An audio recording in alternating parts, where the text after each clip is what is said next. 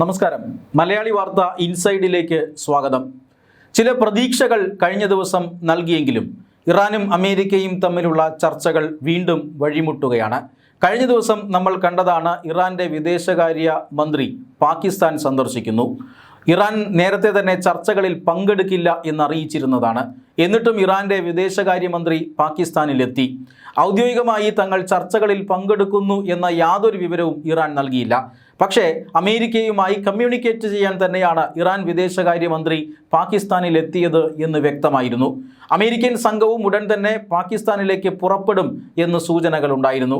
അതായത് നേരിട്ട് ഞങ്ങൾ ചർച്ച അമേരിക്കയുമായി നടത്താൻ ആഗ്രഹിക്കുന്നില്ല, അമേരിക്ക ആദ്യം ഉപരോധം അവസാനിപ്പിക്കട്ടെ, ഉപരോധം അവസാനിച്ചതിന് ശേഷം മാത്രം ഞങ്ങൾ ചർച്ചയ്ക്ക് വരാം. പക്ഷേ ഇപ്പോൾ നമ്മൾ അനൗപചാരികമായി അല്ലെങ്കിൽ നേരിട്ടല്ലാതെ ചർച്ച നടത്താൻ ആഗ്രഹിക്കുന്നു.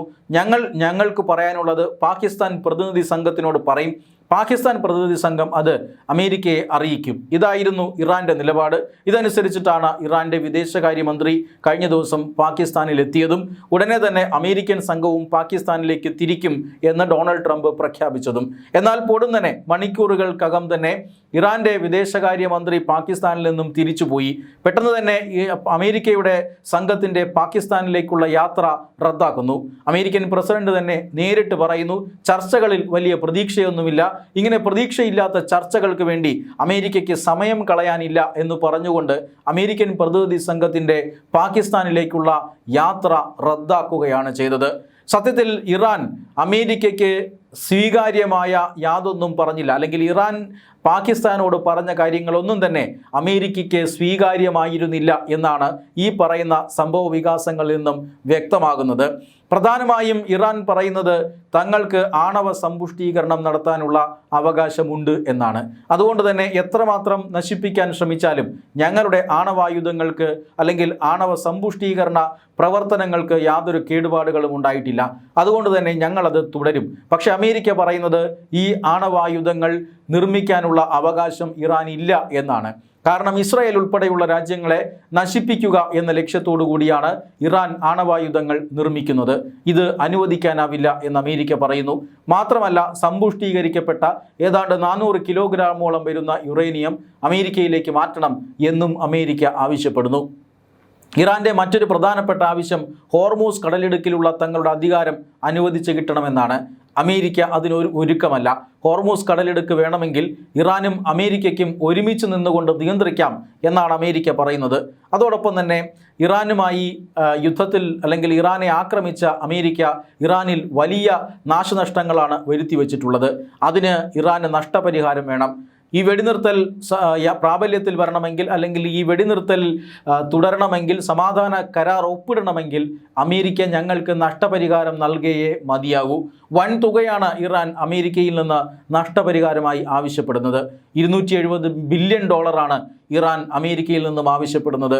എന്നാൽ ഇത് കൊടുക്കുന്നത് സംബന്ധിച്ച് അമേരിക്ക യാതൊരു വിവരവും അല്ലെങ്കിൽ അമേരിക്ക യാതൊരു താല്പര്യവും അറിയിച്ചിട്ടുമില്ല. ഇങ്ങനെയുള്ള പണം ചെലവഴിക്കാതെ ഈ യുദ്ധം അവസാനിപ്പിക്കാനാണ് അമേരിക്ക ശ്രമിക്കുന്നത്. പ്രധാനമായിട്ടും ഇറാൻ്റെ ആണവായുധങ്ങൾ, യുറേനിയം സമ്പുഷ്ടീകരിക്കാനുള്ള സജ്ജീകരണങ്ങൾ ഇതെല്ലാം ഇല്ലാതായി എന്നെങ്കിലും അമേരിക്കയ്ക്ക് ഉറപ്പ് കിട്ടണം. എന്നാൽ അമേരിക്കയ്ക്ക് യുദ്ധം നടത്താൻ കഴിയാത്ത സാഹചര്യവുമുണ്ട്. ഇറാനെ പരമാവധി അമേരിക്ക ആക്രമിച്ചു കഴിഞ്ഞിരിക്കുന്നു. അമേരിക്കയുടെ പ്രധാനപ്പെട്ട മിസൈലുകളെല്ലാം ഇറാനിൽ വർഷിച്ചു കഴിഞ്ഞിരിക്കുന്നു. മിസൈൽ ശേഖരത്തിൽ വലിയ കുറവ് വന്നിരിക്കുന്നു. അമേരിക്കയുടെ ആയുധപ്പുരയിൽ വലിയ കുറവ് സംഭവിച്ചിരിക്കുന്നു. 3.29 ലക്ഷം കോടി രൂപയാണ് ഇങ്ങനെ അമേരിക്ക കത്തിച്ചു കളഞ്ഞത്. ഈ കണക്ക് അമേരിക്കൻ സൈനികർക്കുള്ള ശമ്പളമോ മറ്റ് ആനുകൂല്യങ്ങളോ ചികിത്സാ ചെലവുകളോ കൂടാതെയാണ്. ഇതുകൂടി ഏർപ്പെടുത്തിയാൽ അല്ലെങ്കിൽ ഇതുകൂടി ഇതിനോടൊപ്പം കൂട്ടിച്ചേർത്താൽ വൻ തുക അമേരിക്കയ്ക്ക് യുദ്ധ ചെലവായി വരും. ഈ കണക്കുകളും പുറത്തു വരുന്നുണ്ട്. അതുകൊണ്ട് തന്നെ അമേരിക്ക ഇനി വലിയ തോതിൽ ഇറാനിൽ ആക്രമണം നടത്തിക്കൊണ്ടുള്ള ഒരു സമ്മർദ്ദ തന്ത്രത്തിന് മുതിരുന്നു ഇരുന്നേക്കില്ല. അതുകൊണ്ടാണ് അമേരിക്ക ഇപ്പോൾ യുദ്ധം മാറ്റിപ്പിടിക്കുന്നത്. യുദ്ധതന്ത്രം മാറ്റി അമേരിക്കയുടെ സേനാ വിന്യാസം മുഴുവൻ കടലിലേക്ക് ഇറക്കി ഹോർമൂസ് കടലിടുക്കിൽ നടത്തിയിരിക്കുന്നത്. ഹോർമൂസ് കടലിടുക്കിൽ 12ഓളം അമേരിക്കയുടെ പടക്കപ്പലുകളുണ്ട്, 100ഓളം അമേരിക്കയുടെ യുദ്ധവിമാനങ്ങളുണ്ട്. ഈ സേനയെ ഉപയോഗിച്ചുകൊണ്ട് അമേരിക്ക ചെയ്യുന്നത് ഇറാന്റെ തുറമുഖങ്ങളെ ഉപരോധിക്കുക എന്നത് മാത്രമാണ്. ഈ അമേരിക്കൻ സേനയെ ഒന്ന് തൊടാൻ പോലും ഇപ്പോൾ ഇറാന് സാധിക്കുന്നില്ല. ആദ്യഘട്ടത്തിൽ ഡ്രോൺ ആക്രമണങ്ങളൊക്കെ നടത്തി നോക്കിയെങ്കിലും അത് പരാജയപ്പെട്ടു പോയി. അമേരിക്ക ഇപ്പോൾ നിരന്തരമായി തന്നെ കുറേ ദിവസങ്ങളായി ഇറാന്റെ തുറമുഖങ്ങളെ ഉപരോധിക്കുന്നു. ഇറാന്റെ തുറമുഖങ്ങളിൽ നിന്നും കപ്പലുകൾ പുറത്തേക്ക് പോകാനോ ഇറാന്റെ തുറമുഖങ്ങളിലേക്ക് കപ്പലുകൾ വരാനോ അമേരിക്ക അനുവദിക്കുന്നില്ല. കാരണം ഇറാന് ഏറ്റവും പ്രധാനപ്പെട്ട വരുമാന മാർഗം എണ്ണ വിൽപ്പനയാണ്. ഇറാന്റെ എണ്ണയുടെ 90% വാങ്ങുന്നത് ചൈനയാണ്. ചൈന ഇറാനിൽ നിന്നും അസംസ്കൃത എണ്ണ വാങ്ങി അതിനെ റിഫൈൻ ചെയ്ത് മറ്റു രാജ്യങ്ങൾക്ക് വിൽക്കുന്നുണ്ട്. അതുകൊണ്ട് തന്നെ അതിൽ നിന്നും പണം സമ്പാദിക്കാൻ ഇപ്പോൾ ഇറാന് കഴിയുന്നില്ല. കാരണം ഇറാനിൽ നിന്നും എണ്ണ നീക്കം തടസ്സപ്പെട്ടിരിക്കുന്നു. ഈ ഉപരോധം നടക്കുന്നത് കൊണ്ട് തന്നെ ഇറാൻ ഹോർമൂസ് കടലിടുക്കും പൂർണ്ണമായി അടച്ചിരിക്കുന്നു. ഹോർമൂസ് കടലിടുക്കിലെല്ലാം വലിയ രീതിയിൽ ഇറാൻ മൈനുകൾ പാകിയിരിക്കുന്നു. ഈ മൈനുകൾ നീക്കം ചെയ്യാൻ ഈ ഹോർമൂസ് കടലിടുക്ക് തുറന്നാൽ പോലും 6 മാസത്തോളം എടുക്കും എന്നാണ് അമേരിക്ക ഇപ്പോൾ കണക്ക് കൂട്ടുന്നത്. ഇങ്ങനെ യുദ്ധം അല്ലെങ്കിൽ സമ്മർദ്ദ തന്ത്രം കടലിലേക്ക് അമേരിക്ക മാറ്റിയിരിക്കുന്നു. ഇത് വല്ലാതെ ഇറാനെ ബുദ്ധിമുട്ടിലാക്കുന്നുണ്ട്.